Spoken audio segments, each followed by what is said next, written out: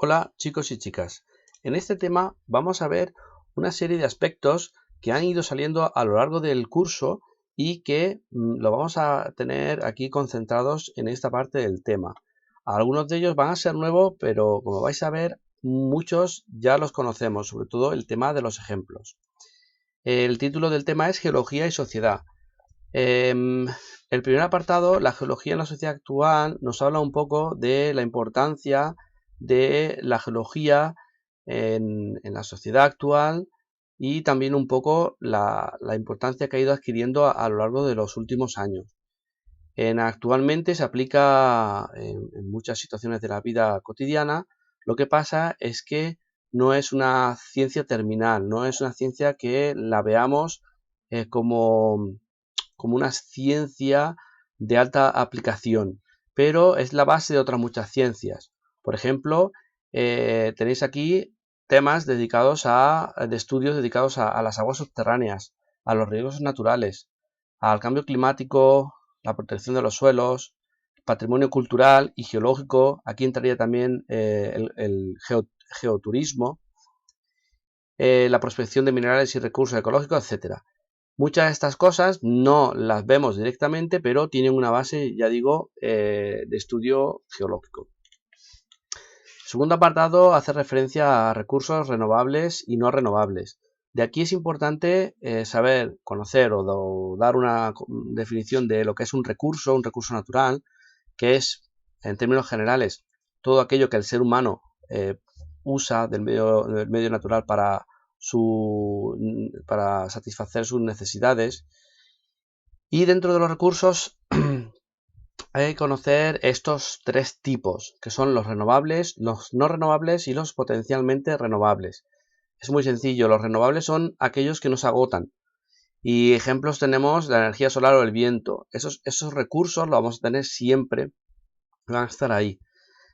Los no renovables, en cambio, son recursos que se encuentran en cantidades fijas en la Tierra y podrían llegar a agotarse.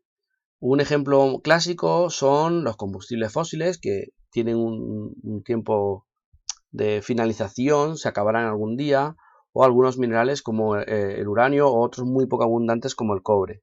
Si bien es cierto que en estos últimos, como el caso del cobre, ahora se promueve el reciclaje, entonces con esto alargamos el tiempo de uso de este mineral.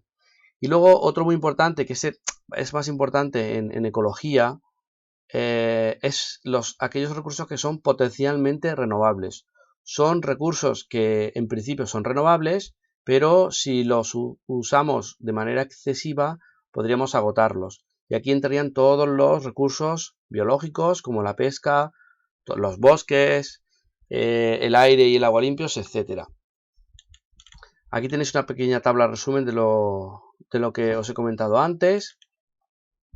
Y también tenéis alguna clasificación según su origen, bióticos, abióticos o el estado en el que se encuentra el desarrollo. Creo que estos dos párrafos últimos no son importantes. En el apartado 3 vamos a ver el agua como recurso. De aquí hay que conocer un aspecto que ya hemos tratado en algún tema anterior, que es que la proporción de agua que tenemos en el planeta, sabéis que es 3/4 partes de la superficie, pero del 100% de todo el agua que hay en la Tierra, el 97%, es decir, la gran mayoría, es agua salada y solamente un 3% es agua dulce. De este agua dulce, y esto también hay que tenerlo por lo menos, esos dos porcentajes, 97 y 3%, son importantes, pero del agua dulce sí que hay que saber por lo menos ordenar por abundancia los tres tipos que hay, que son el agua en forma de hielo es la más abundante, casi el 80%. Luego, las aguas subterráneas son también muy abundantes en nuestra zona, en España, en Alicante, son aguas que son muy abundantes bajo tierra, no las vemos en superficie. Y efectivamente, las superficiales solamente son un 1%, es una pequeña parte. En zonas kársticas, calcáreas, rocas calcáreas, calcita, estas aguas son las aguas que hay en la zona, es básicamente subterránea, porque son rocas además muy porosas, que almacenan el agua dentro y la escorrentía superficial es muy escasa. Bueno, el agua, a veces pueden preguntar, el agua, si el agua es tan abundante, ¿por qué es un recurso que se puede agotar? Lo que es un recurso que se puede agotar es el agua dulce. El agua es muy abundante, el agua salada es muy abundante, pero el agua dulce es un recurso más escaso. Y en algunas zonas, grandes ciudades o zonas con mucha industria, zonas costeras, el agua puede estar contaminada. Entonces tenemos un agua dulce contaminada y eso hace del agua un recurso potencialmente renovable porque lo tenemos que cuidar para que no se contamine. Luego veremos algunos problemas que le puede afectar al agua. De las aguas superficiales, bueno, estos son conceptos generales que han ido saliendo. La mayor parte del agua que cae de la lluvia, pues es un agua que se va a infiltrar y una pequeña parte pues circulará por la superficie. Y como os digo, en determinadas zonas como el sureste español, donde abundan las rocas calcáreas, esto es mucho más extremo. Hay mucha más agua que se infiltra que la que va por la superficie. En zonas de granitos o rocas magmáticas o metamórficas hay una mayor cantidad de agua que va por superficie que por el subsuelo. También conceptos generales, el uso directo del agua. Podemos hacer un uso directo del agua o un uso indirecto. El uso directo lo veremos ahora después también, que es los principales, pues la ganadería, el uso humano, etcétera. Y el uso indirecto es el uso del agua, pero no la gastamos en cierta manera, la volvemos a su lugar. Por ejemplo, cuando hacemos uso del agua para producir energía de las presas. Aquí tenéis dos imágenes del pantano de Tibi, que es una de las presas más antiguas de Europa que están actualmente en funcionamiento.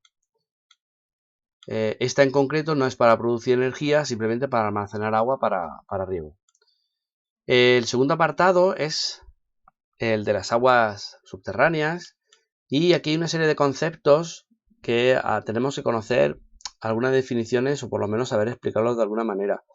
Por ejemplo, el primero, la infiltración o recarga de agua.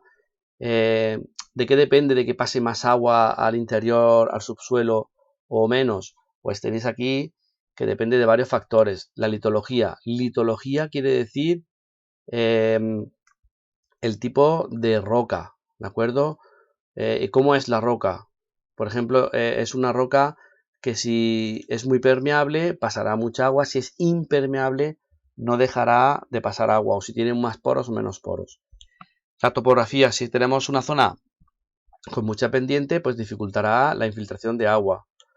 Y muy importante también, la vegetación. La vegetación en general va a ayudar a la infiltración porque retiene agua, los árboles hacen que circule el agua más lentamente porque cae por las ramas, por el tronco y eso pasa al suelo y entonces eso hace que se pueda infiltrar más agua.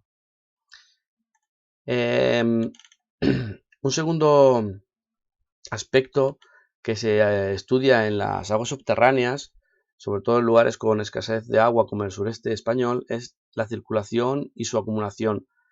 Porque hay zonas, se ha visto y existen zonas que son lugares con muchas aguas subterráneas donde se puede extraer agua y otras en cambio que no. Y a veces depende no tanto del tipo de roca sino de la estructura, ¿de acuerdo? Bien, el concepto primero importante es el concepto de nivel freático. El nivel freático es el límite superior que alcanza el agua en el subsuelo. Es decir, cuando hacemos un pozo, creo que tenéis aquí un pozo, cuando hacemos un pozo, ese agua que está ahí y siempre está ese nivel que está ahí abajo, ese es el nivel freático, es el nivel que alcanza el agua en una zona en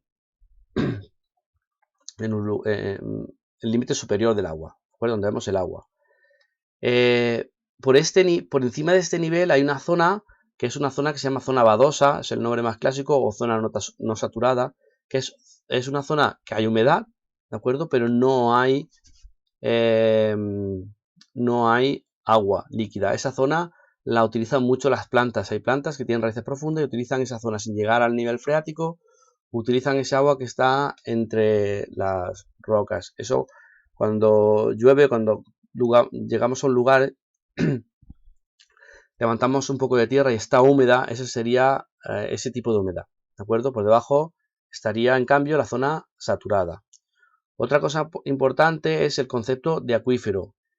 Concepto general, un acuífero es un lugar, es una formación, es una zona donde se acumula agua. Dentro del acuífero el agua puede circular, puede desembocar en el mar o puede desembocar en un lago.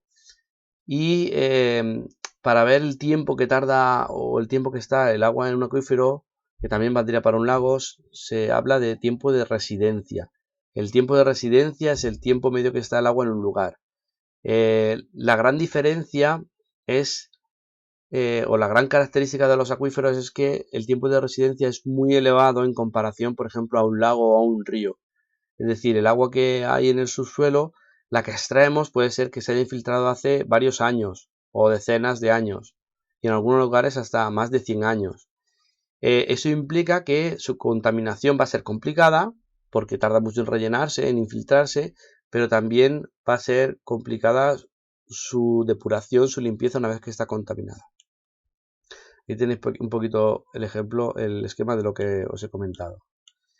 La descarga de los acuíferos se puede hacer directamente en el mar, por el subsuelo, o en ocasiones en zonas calcáreas muy abundantes, que son las surgencias o manantiales. Los manantiales son zonas donde sale el agua subterránea. Aquí en Onil tenemos, por ejemplo, Santa Ana y otros muchos sitios, La Arcada también sería otro sitio donde sale agua. He tenido dos ejemplos del Parque Natural de las Lagunas de Ruidera, que en un momento dado hay una especie de falla que permite la salida de agua y además en gran abundancia. Respecto a los tipos de acuíferos, esto es una clasificación muy clásica, pero la utilizarán los geólogos cuando estudian las aguas, pero realmente no tiene una gran importancia, porque los clasifican en función de la facilidad que tengan de almacenar agua y la facilidad que tengan de transmitirla. Yo os lo explico, pero ya digo, esto no es lo más relevante. Estos 4 tipos. El acuífero poroso, que sería lo que hemos conocido, es un acuífero donde el agua entra y sale y circula libremente. El acuitardo sería, en cambio, que el agua se transmite muy lentamente. Acuitardo tarda en transmitirse. Os podéis acordar de eso. Acuícludo tiene agua pero no la transmite. Son rocas que son impermeables, están llenas de agua como las arcillas, pero no transmiten ese agua. Y el acuífugo es un lugar que está seco siempre, es decir, no permite ni el almacenamiento y por tanto la transmisión de agua. Esas son zonas más bien de tipo graníticas, ¿no? Magmáticas en general. Aquí sí que es importante este apartado de tipos de acuíferos. Hay unos acuíferos, los más comunes son los acuíferos libres o freáticos, que es que cuando se hace un agujero, ¿de acuerdo? Se llega a un punto y ese punto es justo el nivel freático. Es la imagen que os he enseñado antes, esta de aquí, ¿de acuerdo? En ocasiones hay otro tipo de acuíferos que se llaman confinados y esos son acuíferos que se perfora la tierra y se ha roto una zona impermeable que impedía que el agua subiese y ese agua, ese nivel freático, o sea, ese nivel de agua del que coge el pozo es mayor que el nivel freático local de la zona, ¿vale? Entonces esos son acuíferos confinados. Son confinados porque están tapados por una especie de roca que es impermeable, por ejemplo arcillas o margas. Cuando ese agua sube tanto que sale a la superficie, se llaman pozos artesianos o surgentes, que sería este tipo de aquí. Se rompe la zona impermeable y el agua surge muy rápidamente. Esto pasa en algunas zonas, a cabo del tiempo, pues el agua deja de salir. El último, que son los acuíferos semiconfinados, son acuíferos, bueno, que sale el agua así más lentamente, no es importante. Aquí alguna vez han preguntado definición de acuífero y diferencia entre acuífero libre, confinado y pozo artesiano. no más. Aquí tenéis un poquito del esquema de lo que os he explicado. ¿Veis? Aquí el acuífero confinado este de aquí es un acuífero que tiene zonas, un acuitardo, que sería una zona impermeable que impide que salga el agua. Por tanto, cuando se hace un agujero, pues un pozo, pues el agua sí que sube por nivel del nivel freático este de aquí, que sería el local. Cuando el acuífero toca a una zona libre, pues sale el agua y se llama pues, manantial. Este apartado, muy general, importante, pero muy general. Aguas subterráneas como recurso. Aquí es dar algunos ejemplos de los usos que hacemos las personas del agua. ¿De acuerdo? Aquí tenéis otro concepto que es el nivel preciométrico, que es un poquito lo que hemos hablado pero anteriormente, pero más técnico, ¿no? Que es el nivel donde la presión del acuífero igual a la presión atmosférica. No tiene más misterio. Aquí os explico que en un acuífero libre este nivel es igual al freático y en un confinado es mayor, el nivel piezométrico. Es el nivel que alcanza el agua en un pozo, cuando hacemos un pozo. Usos del agua. Estos. Abastecimiento urbano. ¿De acuerdo? Es el principal uso. Ese es el uso que se utiliza en las casas, en las ciudades. En España, el 30% de lo que se utiliza en las ciudades viene de agua subterránea. Otra cosa muy importante, otro uso muy importante es la agricultura. Hay cultivos de secano y de regadío. Los de regadío requieren una gran cantidad de agua y se utiliza agua pues, de subterránea o de ríos. Otro uso de ganadería, la industria y el uso recreativo también se incluye, que es el uso, pues, por ejemplo, cuando se va a navegar o a nadar, etcétera, etcétera. Y hay un uso ecológico, que esto no es uso directo a las personas, pero bueno, que hoy día también se tiene en cuenta como un uso, pero bueno, es el uso natural que tiene el agua, es el uso ecológico para que sobrevivan las zonas húmedas, animales y plantas de esos lugares. Bueno, aquí tenéis un pequeño esquema de lo que es un pozo de extracción, no tiene más misterio. No es necesario conocer los diferentes apartados, ¿no? Estructuras que se utilizan, pero sí que vamos a ver luego un poco el problema que genera la extracción masiva del agua. En este apartado, precisamente, problemática de las aguas subterráneas. Aquí, esta pregunta clásica, usos del agua y problemáticas que tengan las aguas subterráneas. Nos vamos a centrar sobre todo en aguas subterráneas. Primero, más importante, sobreexplotación de acuíferos. Importante sobre todo en España y en la zona donde nos encontramos que hay poca lluvia. Sobreexplotación de acuíferos quiere decir que se extrae más agua de la que se recarga. Y eso genera problemas como desecación de zonas húmedas o desecación de pozos. En esta gráfica tenéis una pequeña explicación de bueno, no es importante, pero en las tablas de Daimiel, Parque Nacional, que están en Ciudad Real, hubo un año que se extrajo muchísima agua por los campos de riego y el nivel freático bajó mucho, tanto que en algunas zonas se aparecieron son unas dolinas de colapso, donde se ve el nivel freático ahí bajo, y son dolinas que se mantenían, ¿no? El techo se mantenía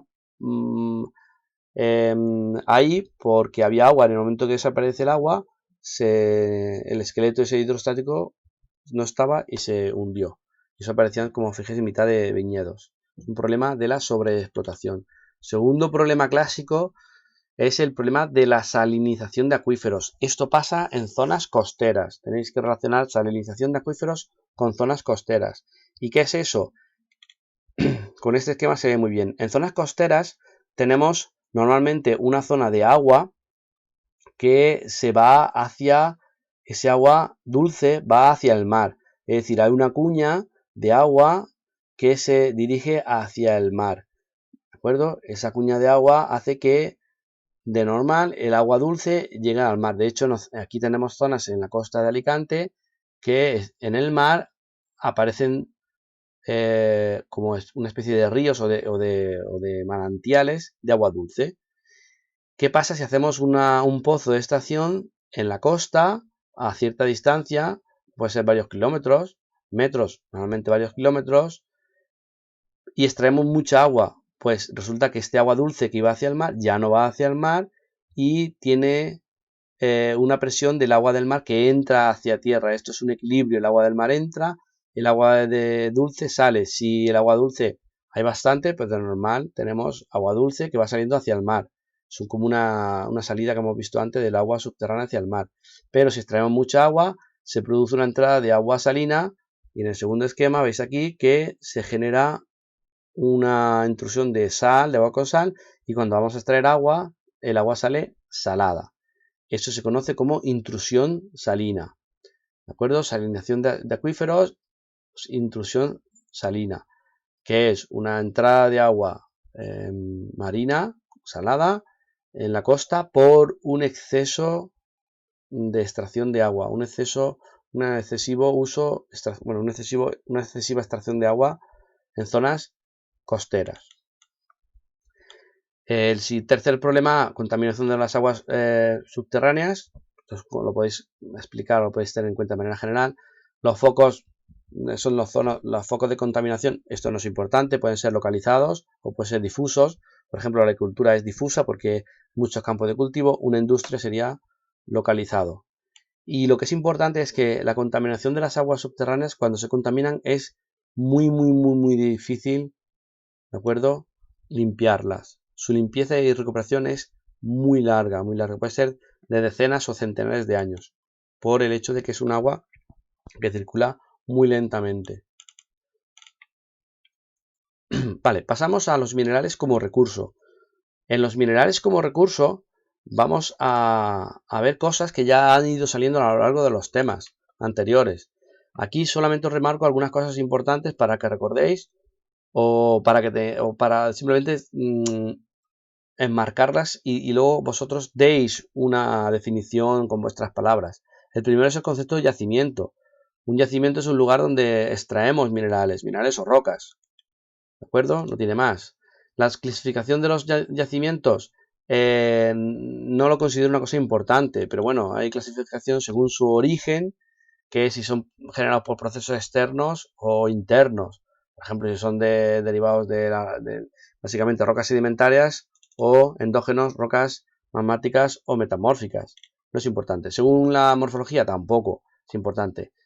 Es una clasificación muy general. Si tuviese que decir algo, pues bueno, podéis clasificarlos de otra manera incluso, ¿no? Según el tipo de mineral que extraemos, según el tipo de mina.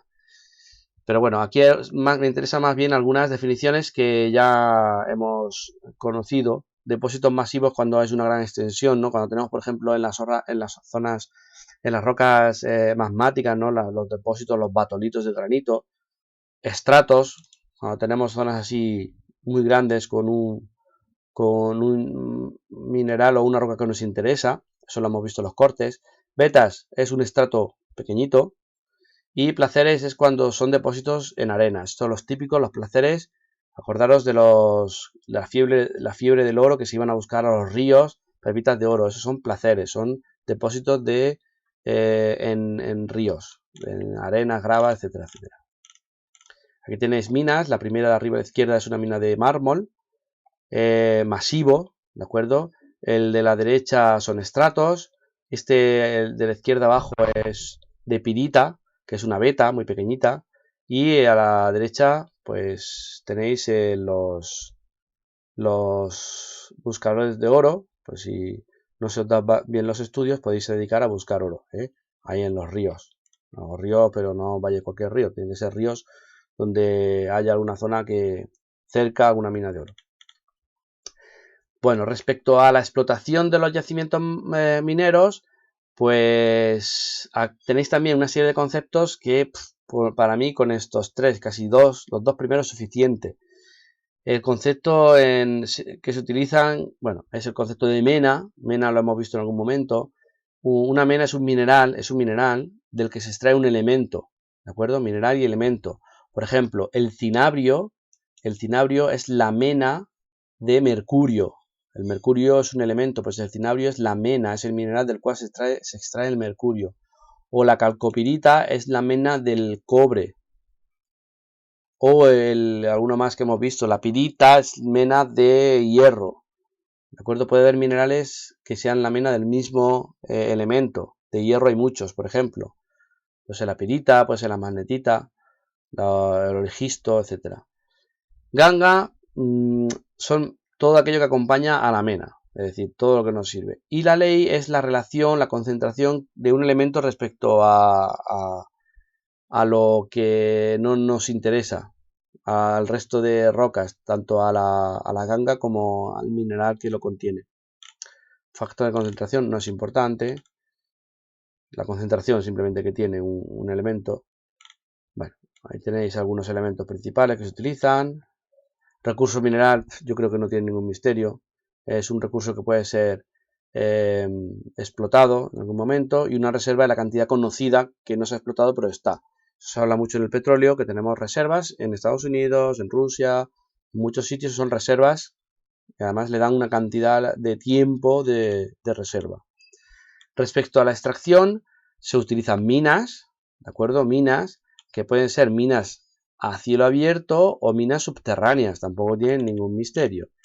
Las tres de arriba, las tres imágenes de arriba, tenéis tres minas a cielo abierto, ¿de acuerdo? Y las dos de abajo tenéis minas subterráneas.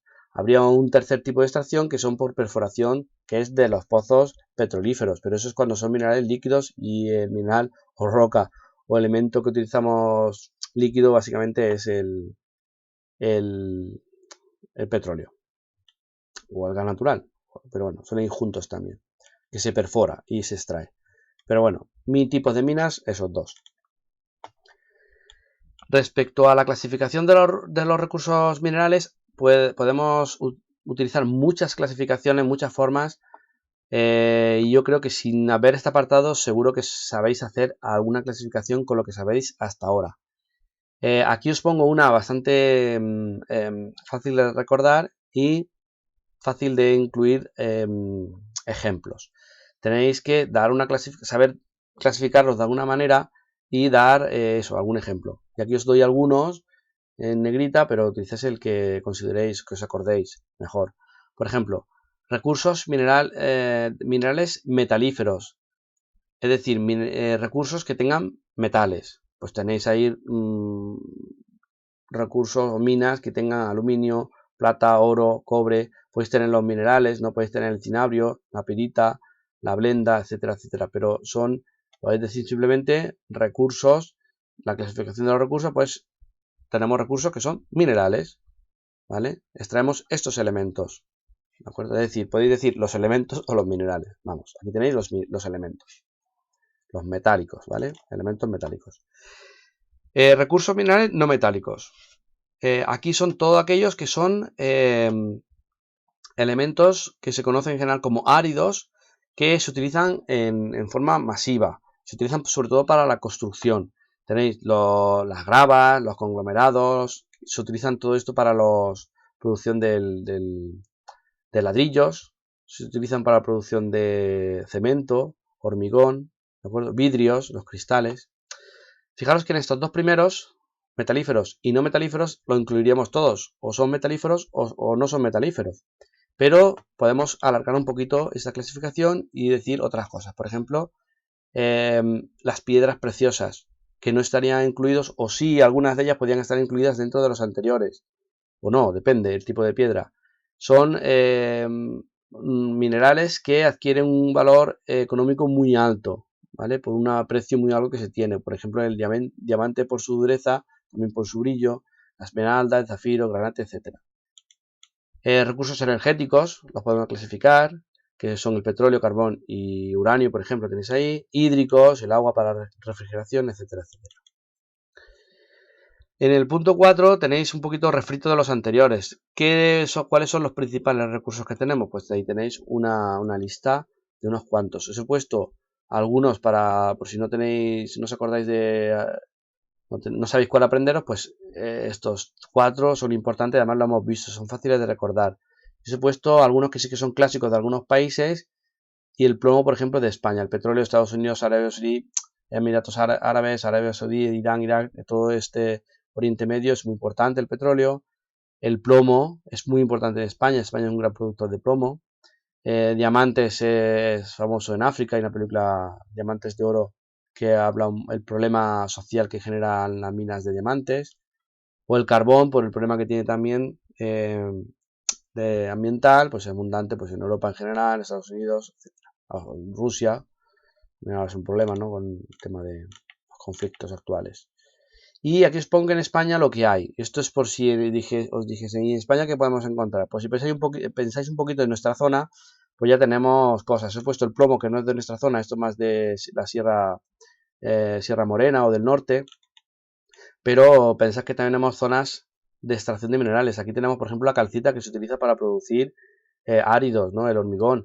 Tenemos el mármol. El mármol, tenemos muchas canteras de mármol, pero también tenemos canteras de hierro, pirita, de sales minerales también, etcétera, etcétera. Tenéis aquí un poquito de ejemplos por si no se ocurre alguno de España y un mapa general también de los recursos que hay. Respecto a la explotación, evaluación y explotación de recursos, aquí entramos en el tema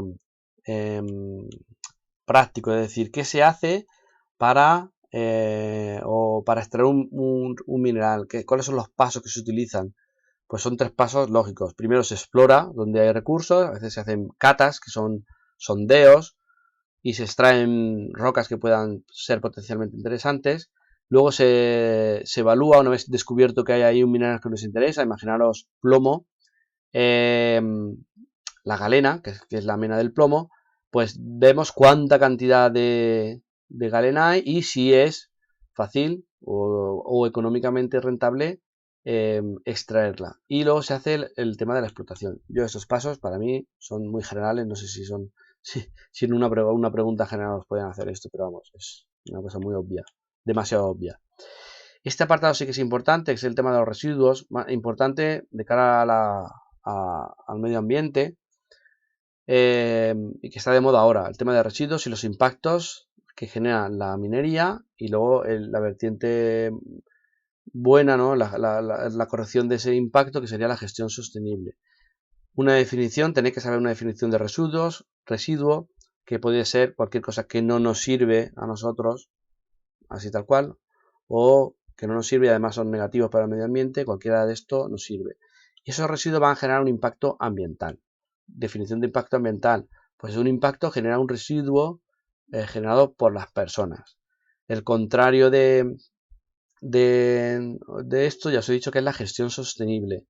Que es decir, utilizamos, porque necesitamos utilizar esos minerales, esas rocas, pero lo hacemos de manera sostenible, sin agotar los recursos y también sin cargarnos, destrozar el medio ambiente.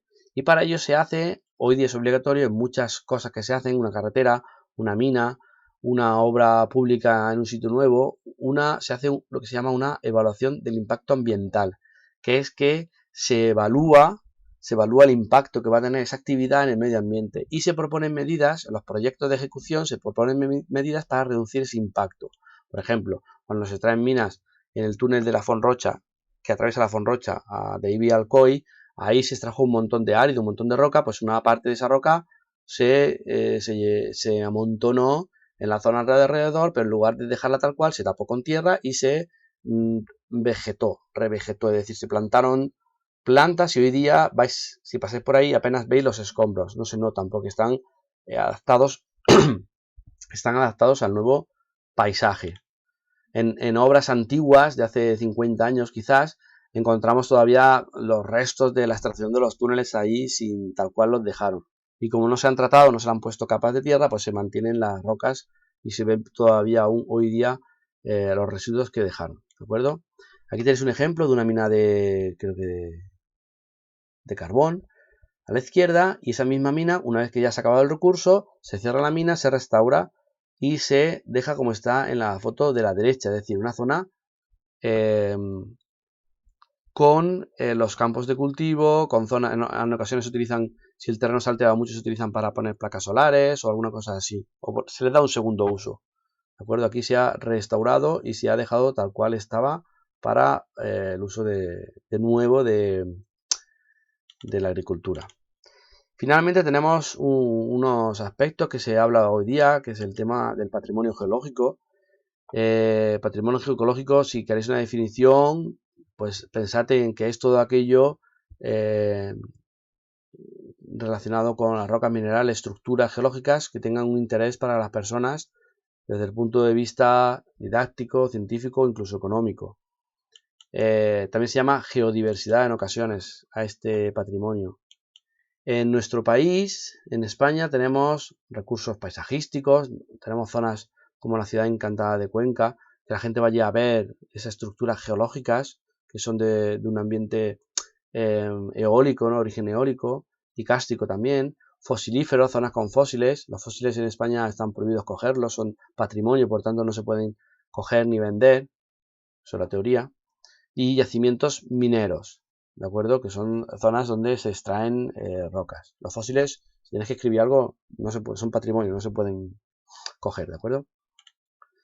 Un ejemplo de ese patrimonio geológico cercanos a nosotros es el límite KT, que tenemos reconocido internacionalmente, el de Agost. Es el límite entre Cretácico y Terciario, que es un límite donde hay restos de iridio, que son restos de un mineral típico de los meteoritos, que se supone que fue el que extinguió a los dinosaurios hace 66 millones de años.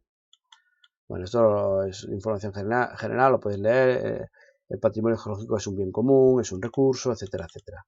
El tema de la geoconservación, pues es lo mismo que la conservación de los medios naturales. Hay que conservar ese patrimonio, hay que darlo a conocer, hay que explotarlo de manera sostenible. Es decir, si tenemos un paisaje, en lugar de dejar que vaya la gente como quiere, por donde quiera, pues en algunas zonas hay que regular la afluencia de gente, hay que hacer caminos, etcétera, etcétera. Tenemos ya figuras como los parques nacionales y parques naturales que son de protección, que ya protegen zonas geológicas, pero además últimamente se están haciendo parques geológicos o geoparques, y hay una red global de geoparques a nivel mundial que son zonas protegidas, pero que su interés principal es el tema geológico. ¿De acuerdo? Aquí tenéis los geoparques de Europa. En España, fijaros que tenemos bastantes. En Valencia, no sé si nos cae alguno, creo que no.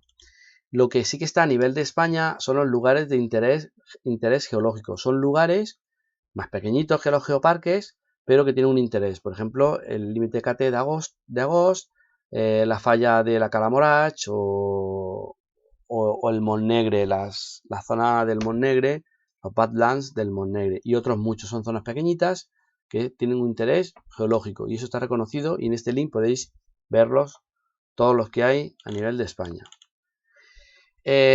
Como también hay una parte del tema que es geología de la Comunidad Valenciana, os comento algunas cositas generales de la Comunidad Valenciana y lugares que pueden tener interés para algún ejemplo, ¿no? Si os preguntasen, nombra algún ejemplo en la Comunidad Valenciana que tenga un interés geológico. Pues mirad, tenéis, ya os he dicho, el nivel KT, aquí abajo, el nivel KT de Agost, ya lo podéis saber. Tenéis Les Illes Columbretes, que están en Castellón, que son islas volcánicas.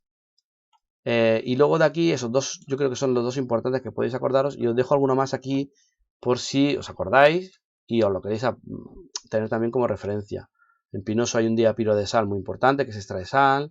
El Montnegre, tenemos el curso con los Badlands, que tiene las características bandas de oscuras y claras de sedimentos. La Albufera de Valencia también es. Piñón de Ifac, que es un tómbolo. Les Coves de Canelobre en Bosjoz, que la tenemos aquí cerca. En Santa Pola hay un arrecife fósil justo debajo del faro, que también es una zona importante. Bueno, ahí tenéis alguno más, ya sea Gerard de Alcoy, etcétera, etcétera. Os dejo algunas fotos. Las Illes Columbretes, la primera. La segunda, el nivel KT de Agost, que es esta línea que se ve aquí abajo. Hay un martillo geológico aquí en medio. Pues esta línea más oscura que está abajo es el límite KT. Hay varios sitios donde se puede ver y es una línea pues de unos pocos centímetros. Aquí veis el diapiro de Pinoso. Un diapiro es una formación de sal que está en continuo movimiento, va subiendo porque la sal fluye un poquito. A la derecha tenéis los Badlands, estos famosos del Montnegre, la Albufera de Valencia, el Piñón de Ifac, el Sal, que tiene unas zonas de tobas calcáreas, y la Sierra Gelada. Y hasta aquí el tema de geología y sociedad.